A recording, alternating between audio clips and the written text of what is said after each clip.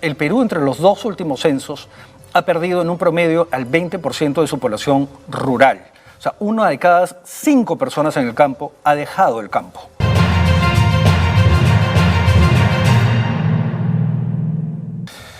Vamos a ocuparnos ahora con nuestro asesor científico en Activa, con Ricardo Boll, sobre los planes nacionales de desarrollo agrario. Cuando Julio Velarde dice, estamos en la peor situación, hace 26 años que no teníamos datos tan malos de la agricultura, solo se centra en el dato de crecimiento PBI, pero no ha mirado el contexto, no ha mirado seguridad alimentaria, no ha mirado agricultura familiar, no ha mirado el tema del agua, no ha mirado la parcelación pequeña de las chacras en la mayoría de las zonas rurales de nuestro país. Pero Ricardo Boll sí lo ha hecho, pues, porque es un científico y es eminentemente un hombre preocupado de los planes y está con nosotros para hablar de estos temas. ¿Cómo te va, Ricardo? Carlos, bienvenido. Muchas gracias, Carlos. Buenos días. ¿Cómo te va? Bueno, como dices, son días difíciles, ¿no? Porque sí, se nos están juntando varios problemas, tenemos varios frentes como país y además estas contradicciones que la vida a veces nos pone, ¿no? Porque por un lado, hoy tenemos el simulacro a las 10 de la mañana ante lluvias y peligros asociados, es decir, para prepararnos para un exceso de agua y al mismo tiempo tenemos que prepararnos para la ausencia de agua, ¿no? Así es. Tenemos que prepararnos para 4 días sin agua, por lo menos 2 en el mejor de los casos. Y recordemos que esto ya lo hemos vivido antes. En los años 80 tuvimos una sequía muy fuerte en la costa peruana y Lima frecuentemente sufría cortes de agua. Debemos recordar que además hay personas que sufren estos cortes o simplemente la carencia de agua frecuentemente. Frecuentemente. ¿No? Pero quisiera recordar que de verdad tenemos que prepararnos porque esto puede tener implicancias en la salud. Recordemos que el sistema de agua y de desagüe corren en paralelo y que además la distribución de agua y además la gestión del desagüe, de las aguas servidas, es por gravedad. De lo que sucedió en los años 80, me parece que fue en el año 87, es que se cortó el agua y el agua, digamos, fue bajando por la tubería haciendo un vacío.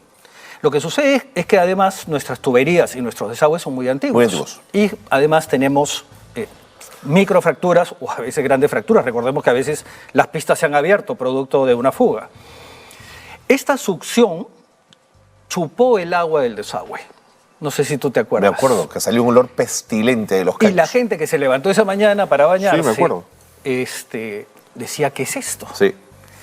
Por supuesto, aparecieron lo que conocemos como IDAs, infecciones digestivas agudas, y esto nos podría volver a suceder. Entonces, no es solamente que muy bien mencionas los problemas con restaurantes, con establecimientos de salud, sino además las consecuencias inmediatas de personas que de repente van a abrir el caño confiando que ya llegó el agua y podrían consumir. Y van a hacer esta succión peligrosa, ¿no? Así es. De acuerdo. Ahora, al mismo tiempo tenemos problemas con la minería, como bien dices, tenemos problemas con la agricultura y dije, vamos a revisar los documentos oficiales, porque, digamos, ¿qué tanto nos hemos preparado para esta situación? ¿No? Cuando uno planifica para 5 años, para 10 años. La verdad me ha costado encontrar algunos documentos y quería compartirlos con ustedes. A ver, veamos, vamos con ello. Antes de esto quisiera hacer una pequeña introducción porque este probablemente sea uno de los sectores más difíciles de planificar. Ajá. Primero porque hay cosas que no puedes planificar como la lluvia, ¿no? O las temperaturas, de las que claramente depende. Pero además no es lo mismo, ¿no?, sembrar papas que sembrar espárragos, por ejemplo. O sea, hay que saber hacerlo, la distancia de las plantas, cuándo hacerlo, cuánta cantidad de agua necesitas. Incluso la cosecha es súper técnica. Personas que no están adecuadamente entrenadas pueden hacernos perder completamente la cosecha. Además, a esto hay que añadir digamos, las características del suelo, todos los temas de fertilizantes que hemos sufrido. Estamos además hablando de que una vez que has cosechado tienes que tener acceso al mercado, ¿no? Entonces, es un tema muy complejo la planificación de la agricultura. Pasando por las semillas, por ejemplo. Por supuesto. Entonces, hablemos un poquito de qué es lo que ha pasado en los últimos años. El primer gráfico que quisiera compartir con ustedes es el tema de la población agrícola, digamos, de la población rural, ¿no? Estos son esta es la población rural en los últimos censos, desde 1940 hasta el año 2017. Ok. Y vemos que ciertamente la población rural ha ido aumentando. Incluso en épocas de terrorismo, la violencia interna, la población rural no disminuyó en total. Me parece que solamente en un departamento llegó a bajar entre los 80 y los 90. Esos son promedios, por supuesto. No, son cantidades. Okay. Lo que tenemos es la población total. La población máxima rural ha llegado, digamos, a superar los 7,5 millones de personas en el campo. Es decir, estamos hablando de la fuerza laboral en el campo. Ok, clarísimo. Entre los dos últimos censos hemos perdido más de 1 millón de personas en el campo. La pregunta es, si la gente deja el campo, ¿quién va a trabajar en el campo? Estos procesos ya los ha vivido Europa, ¿no?, desde hace varias décadas. Y lo que tenemos en la columna derecha es el porcentaje de pérdida. El Perú, entre los dos últimos censos, ha perdido en un promedio al 20% de su población rural. O sea, 1 de cada 5 personas en el campo ha dejado el campo. Pero además vemos que tendríamos que preguntarnos qué ha pasado a nivel departamental. Veamos el siguiente, donde hemos ordenado los departamentos. A ver. En el porcentaje de pérdida. Quienes más han perdido población superan el 30% de la población. Hay departamentos que han perdido 1 de cada 3 campesinos, digamos, ¿no? Aquí tenemos a Moquegua, tenemos a Huancavelica, tenemos a Huánuco, el propio departamento de Lima. Ciertamente Madre de Dios y Moquegua tenían una población muy pequeña, tenían poblaciones pequeñas, pero por ejemplo Arequipa ha perdido más del 25% de su población. Impresionante. Rural, insisto. Ahora, pasemos a números más bajos, Junín, Puno, Cusco. Puno es el segundo departamento con más población rural y ha perdido más del 20%. El departamento que tiene más población rural es Cajamarca. Claro. Y ha perdido más o menos un 2% de su población rural. Este proceso se ha detenido porque recordemos que esto es a partir del censo. O sea, esto fue en el 2017. Esto fue antes de la pandemia. Este proceso puede haber empeorado y por eso es que los censos son importantes y por eso es que en algunos países los censos se hacen cada 5 años, claro, para poder ir monitoreando lo que está sucediendo. Veamos el siguiente gráfico para poder entender un poco la superficie cosechada. Ciertamente hemos ampliado, digamos, lo que se conoce como la frontera agrícola. Cada vez así es. Hay más tierra cultivable. Sembramos más hectáreas, cosechamos más hectáreas y al costado tenemos el valor agregado.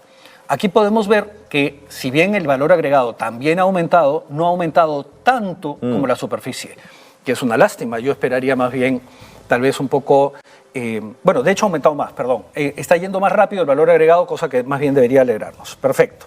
Vamos al siguiente. Disculpen el error. El siguiente tenemos el valor agregado nuevamente, pero el impacto que el producto agrícola tiene en el PBI. Y ciertamente hay actividades más importantes como la minería, ¿no? Pero un 6% del PBI es producido por la agricultura. Recordemos que no es solamente un tema de dinero, estamos hablando de seguridad alimentaria. Así es. O sea, dependemos claramente de la producción agrícola. Esto probablemente se pueda comparar con el PBI que produce el turismo, por ejemplo, que además hoy es el Día Internacional del Turismo. De acuerdo. ¿Sí? ¿Se mueven esos términos el turismo también, 6%? Está por ahí. Okay. Sí, depende cómo se mida, pero digamos está entre un 4 y un 6%. Interesante. Bien. El siguiente gráfico nos muestra, me parece que... La población pecuaria. La población pecuaria, exacto. Ahí tenemos debajo todos los tipos de ganado. Entonces tenemos alpacas, aves, caprinos, llamas, ovinos, porcino, vacuno y vicuña. ¿Quién gana? Las aves. Y de lejos. Si vemos las cantidades son impresionantes. Son impresionantes los números. Estamos hablando de miles de cabezas. O sea, el Perú produce 180 millones de aves al año. ¿Sí? O sea, el Perú come pollo, básicamente, ¿no es cierto? El Perú, pues es pollero. Eliminemos este elemento para poder ver en el siguiente gráfico qué es lo que pasa con el siguiente grupo de ganado. Y lo que tenemos es que el segundo lugar es el ovino, que además está cayendo. Cae, eso te iba a decir. Esto es importante no solamente porque podemos comer, digamos que deberíamos tal vez comer un poco más de carne de oveja, ¿no? Sino que además produce lana. Lana, ¿no? claro. Pero fíjate el abismo que prácticamente hay con los el otros, resto. ¿no? Claro. Y vemos que no han subido. O O sea, estamos hablando de 30 años de producción. Sí, está y yo estacionado esperaría todo, que el ¿no? Perú apueste por la vicuña, por la alpaca. Sin embargo, estos números no han subido dramáticamente, ¿no es así? Ahora, el que le sigue es el vacuno, que además es un animal muy delicado, porque como tú sabes, no come cualquier cosa, ¿no? Sí. Mientras que la cabra poco más se come metal. La cabra cuando tiene hambre come tronco, imagínate. El ganado vacuno sí tiene que comer hierba fresca, ¿no? Entonces es un animal más delicado. Estuvo la gente de Línea con nosotros algunas semanas y nos contó de los esfuerzos que están haciendo por mejorar la genética vacuna. Y estaban trayendo embriones y estaban haciendo fecundación muy activamente en esos términos. ¿Te parece interesante, Ricardo? El trabajo que hace Línea es realmente loable, es además en pequeños valles, en pequeñas comunidades, justamente mejorando y rescatando técnicas, ¿no? Pero creo que tiene que ser apoyado. Y bastante más, okay. ¿no? Bien, el siguiente gráfico nos va a mostrar justamente la balanza comercial. Ajá, interesante. Es decir, cuánto exportamos y cuánto importamos. Y lo que nos tiene que quedar claro es que cada vez estamos exportando más alimento, ¿no? Entonces, pero además estamos importando.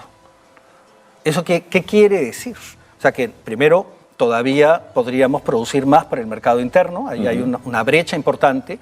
Está muy bien que exportemos porque esto por supuesto produce divisas, pero también nos estamos de repente poniendo en una situación vulnerable, porque estamos produciendo para otros países y todavía nos falta. Hacia adentro, todavía claro, ¿no? Podríamos satisfacer también todavía el mercado interno. Supongo que económicamente es más rentable venderle afuera que vender hacia adentro. Es posible, pero eso quiere decir que estamos otra vez, ¿no?, produciendo para el mercado, generando situaciones vulnerables como las que tenemos ahora. De acuerdo. Probablemente a partir de lo que está pasando con el fenómeno del Niño tengamos que aumentar estas importaciones. Okay. Bien, hablemos un poco entonces de lo que está pasando con los planes. Entonces, no encontré un plan propiamente, sino que lo que encontré fueron las políticas nacionales agrarias, que en algunos países es equivalente a un plan, a veces también les dicen directrices, por ejemplo. Y encontré un plan del año 2016 y otro del 2021 al 2030. El del 2016 era hasta el 2021 y el del 2021 hasta el 2030. Vamos a revisarlos. Pero encontré dos planes más que también me parecieron interesantes. Uno es el Plan Nacional de Agricultura Familiar, que estamos hablando de estos pequeños productores, ¿no?, que es de que no son pocos además en el país, ¿no? No. El que sean pequeños no quiere decir que sean pocos. Así es. Y luego tenemos un Plan Nacional de Seguridad Alimentaria que ahora requerimos, ¿no?, porque ya vemos lo que podría pasar. Okay. No está pintando bien lo que viene. Un plan que incorpora lo nutricional también, lo cual me parece interesante, Ricardo. Y que además es multisectorial, ¿no? Y como ya habíamos visto en algunas oportunidades, estos planes multisectoriales deberían ser con todos los sectores. Aquí tenemos solamente 9 de los 18 ministerios, ¿no? De acuerdo. Entonces yo no sé por qué algunos... pero lo mismo nos pasó con el último plan que vimos también, faltaban algunos ministerios. Exactamente. Bien, empecemos con la política nacional agraria, ¿sí? Entonces, lo que en el 2016, debo decir que casi no encontré estadísticas, no hay un buen diagnóstico, no hay acciones concretas, lo que hay son buenas intenciones. Entre ellas encontré esta información que me pareció interesante. Hablan de un enfoque territorial. Ponen un texto enorme, ¿no?, explicándonos la importancia del territorio, la importancia de tener un enfoque territorial, que es decir, pensar lo que está pasando en el norte, en el centro, en el sur, en la costa, en la sierra, en la selva. Y ese mapa que tú ves ahí al costadito es el único mapa que vas a encontrar en todo el plan. No te puedo creer. A mí me sorprendió muchísimo, porque además como geógrafo dije, bueno, claro, estamos hablando de agricultura. Claro. Entonces yo quiero saber en dónde se van a necesitar las acciones del Estado, ¿no? Ahora, de pronto, Ricardo, es un documento que está aterrizado luego en otros y por ahí están los mapas. Pero es que deberíamos tener un plan que justamente, o sea, evite estar buscando en un documento una información, en otro documento otra. Un plan, digamos, debería ser algo integral, completo, ¿no? De acuerdo. Hablemos un poco del Plan Nacional de Agricultura Familiar, ¿sí?, que es del año 2019 al 2021. Aquí, por ejemplo, nos ponen una matriz de indicadores y metas, ¿sí? Entonces, entre ellos encontramos el porcentaje de niños y niñas de 0 a 5 años de edad con desnutrición crónica infantil. Y nos ponen, como debe de ser muy bien, la línea base. Entonces, en ese momento, en el año 2012, estamos hablando de hace 10 años, era 18%. Era 18%. Lo que se espera es que la meta baje a 5%. sabemos que más bien ha aumentado. Estamos en 43%, ha ocurrido todo lo contrario. Entonces, yo me pregunto qué ha pasado con este plan. Claro. O sea, ha habido seguimiento, ha habido enmienda, porque además en el camino de repente tú dices, se hacen ajustes. las cosas no están funcionando, necesitamos hacer cambios. Pero la desnutrición no puede aumentar en el Perú. Esto es gravísimo, esto nos va a pasar factura en los próximos años. Veamos... perdón, es desnutrición crónica solamente, ¿no? Pensé que era anemia también, ¿no? Es desnutrición. Así es, pero está vinculado. Correcto, ¿no? Está claramente okay. vinculado. Okay. Bueno, luego nos ponen el índice de vulnerabilidad e inseguridad alimentaria, nos ponen el porcentaje de hogares con déficit calórico. Todos estos temas están muy mal evaluados en este momento. Entonces yo insisto, creo que sería interesante ver qué fue lo que pasó. Si no tenemos lecciones aprendidas, vamos a seguir cometiendo errores, vamos a seguir haciendo planificaciones perfectas en el papel y luego sacas la cabeza por la ventana y vas a ver una realidad muy distinta. El plan de agricultura familiar, que es el siguiente documento que les quisiera traer, hace una tipología de las agriculturas familiares, que son estos pequeños espacios agrícolas, casi todos de autosubsistencia. Lo que nos plantean es una agricultura familiar de subsistencia, justamente, y dice que el 50% de esta agricultura familiar es literalmente de subsistencia, es decir, que no tienen un excedente, tienen una serie de problemas. Estamos hablando de 1 millón de productores. 1 millón de productores en el Perú viven a nivel de subsistencia agrícola. En el campo. Así es. Luego viene la familiar de subsistencia no crítica, ojo, porque esa era la crítica. Y luego vienen algunos que más o menos pueden tener algo de tecnología, pueden tener un excedente, en fin. Pero son poquitos en relación al grueso, ¿no? Así es. O sea, este plan, y creo que es un verdadero aporte, este plan, busca mejorar esta situación, es decir, llevar tecnología, mejorar las semillas, dar capacitaciones, pero pensemos qué características tiene esta familia que tiene esta unidad productiva agrícola. Entonces, quisiera ver el siguiente cuadro, por favor, donde he sacado solamente algunas variables. Y, por ejemplo, el propietario, digamos, el encargado, en el 68% de las veces es un hombre.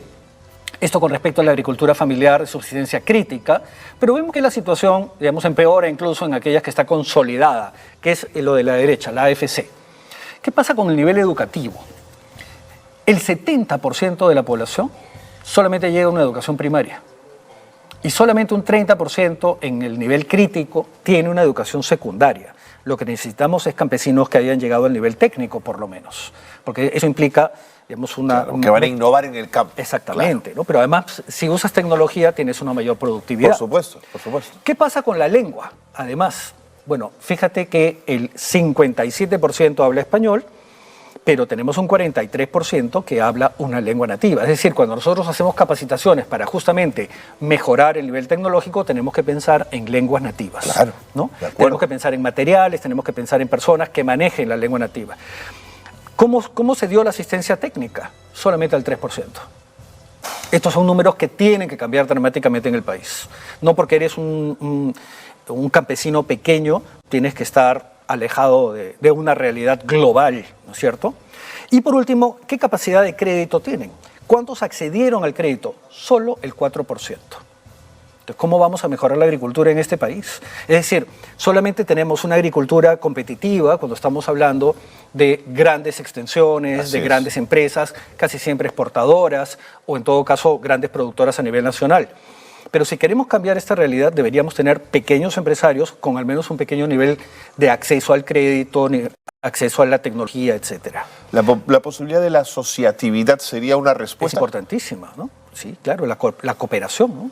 Las cooperativas, las pocas que han sobrevivido, algunas no les está yendo mal, producen desde jamón serrano en Cusco, por ejemplo, por ejemplo, té, ¿no? Qué bueno que lo menciones, porque las élites dijeron del Velascato que las cooperativas eran el peor de los formatos para poder generar valor. Mira, puede ser que cada sistema genere ciertos problemas. Seguro. Pero una sociedad anónima, ¿qué es? Si no es un tipo de cooperación, ¿no? Lo que sucede es que, claro, el sistema tributario, el sistema legal es distinto. Y de distribución de las utilidades también. Exactamente, ¿no? Los niveles de responsabilidad así también, es, ¿no? Así es, de acuerdo.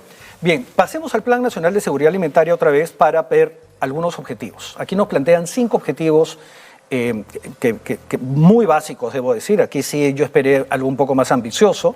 Y nos plantean garantizar la disponibilidad en cantidades suficientes de alimentos de origen agropecuario, hidrobiológico, inocuos y nutritivos. Y sin embargo, ya vemos que lo que se avisora es una crisis alimentaria en el Perú para los próximos meses. O sea que este plan ya falló en sus objetivos básicos. Asegurar el acceso a alimentos inocuos, asegurar el consumo adecuado de alimentos inocuos nutritivos, respetando los hábitos alimenticios y la interculturalidad. Perfecto. Y lo de inocuos también entre paréntesis, porque a raíz de las experiencias y los estudios sobre pesticidas en supermercados ha sido una desgracia los resultados. Así es terrible, porque además eso nos va a pasar también factura a nivel de salud. A nivel de salud, ¿no? De acuerdo. La DIE nos plantea una que me sorprendió, que es garantizar las medidas de adaptación a manifestaciones de cambio climático y prevención y contingencias frente a eventos como plagas, enfermedades, factores de mercado, situaciones de conflicto y otras que pudieran generar crisis de inseguridad alimentaria, que es la crisis que tenemos encima. Entonces, aquí vemos que lamentablemente estamos planificando en la oficina, estamos planificando sobre el papel.